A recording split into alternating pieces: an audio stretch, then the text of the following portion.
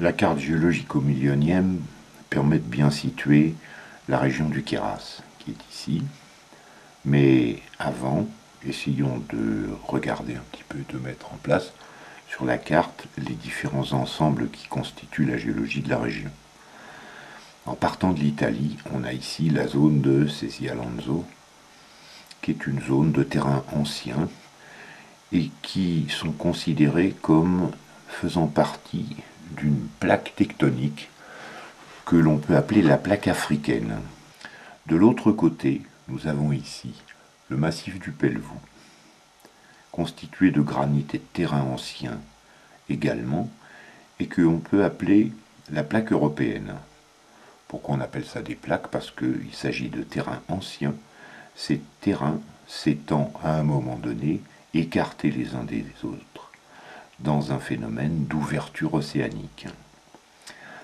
Alors, les couleurs de la carte géologique, eh bien, dans les terrains les plus anciens, en dehors du massif du Pelvoux et de Cesialanzo, on repère des terrains marrons qui sont des terrains carbonifères. Ce carbonifère a plus de 300 millions d'années. Il est surmonté par des terrains roses, ici, le Trias, puis des terrains bleus bien visibles dans la région de Serre-Ponçon. C'est le Jurassique. Dans la carte géologique, on va toujours des couleurs les plus foncées vers les couleurs les plus claires, les couleurs les plus foncées étant les terrains les plus anciens. Jurassique inférieur, Jurassique moyen, Jurassique supérieur. Au-dessus du Jurassique, on trouve les terrains crétacés, les terrains verts, vert foncé et vert plus clair, crétacé inférieur et crétacé supérieur.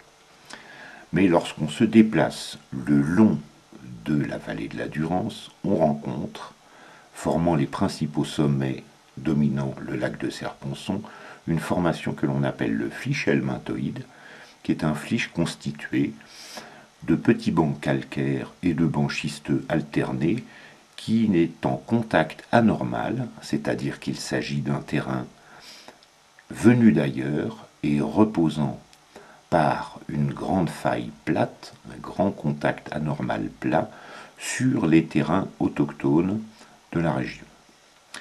Si l'on s'avance le long de la vallée, on rencontre un ensemble de terrains roses, bleus et verts, qui sont ce qu'on appelle le Briançonnais. Et c'est le Trias rose ici qui forme la plupart des sommets de la région briançonnaise, sommets qui sont constitués de grosses masses calcaires et de calcaire magnésien que l'on appelle les dolomies.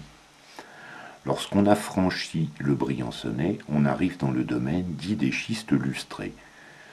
Les deux couleurs qui dominent sont ce mauve qui est constitué essentiellement de ce qu'on appelle des schistes lustrés, qui sont un ensemble de schistes recristallisés, riches en mica, où alternent des petits bancs plus riches en mica et des bancs plus riches en calcaire, avec quelquefois des passages détritiques, c'est-à-dire des arrivées de sable et de fragments de roches qui constituent des ensembles plus durs.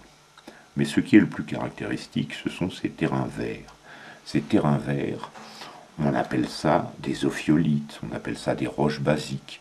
Il s'agit essentiellement de basalte et de roches semblables au basalte, mais cristallisées en profondeur, que l'on peut appeler des gabbros ou des serpentines, qui sont caractéristiques de ce qui se forme actuellement lorsque se crée un océan au niveau des dorsales océaniques. Ces roches nous indiquent donc qu'il y a ici le témoignage d'une ouverture océanique et qu'un océan s'est constitué à un moment donné. Cet ensemble de roches basiques culmine ici au mont Viso. Toutes ces roches, schistes lustrés, roches basiques, ont été transformées par un phénomène de réchauffement et de compression que l'on appelle le métamorphisme et qui a provoqué des recristallisations importantes, surtout bien visibles dans les roches basiques,